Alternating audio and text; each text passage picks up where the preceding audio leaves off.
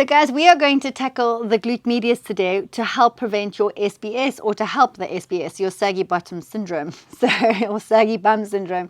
What the glute medius is this tiny little lateral rotate on the top outer corner of your hip and bum, and it gets really weak. So what I want to do is show you how to work it correctly, because your body will cheat immediately because it doesn't like working this muscle. So what you would normally see is doing that exercise, the clam or the oyster.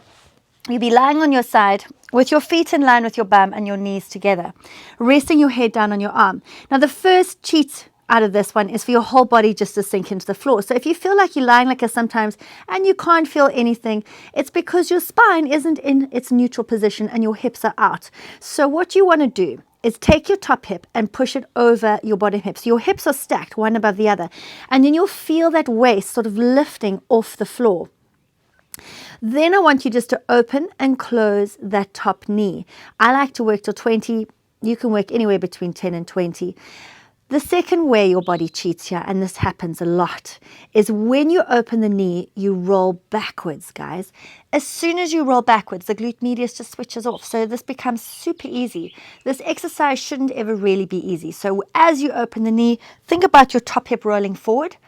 So it's opening and releasing. So your hips are stacked and not rolling backwards, okay? You can do 15 to 20 of those. And then I want you to lift your feet up off the floor and you carry on.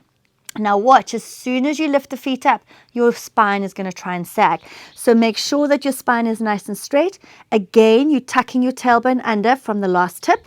Remember, the more the pubic bone hooks up towards your forehead, the more your pelvis comes into sort of a neutral position and opens up that lumbar spine. So it really engages the correct muscles. Now, opening and closing, 10 to 15. Yep.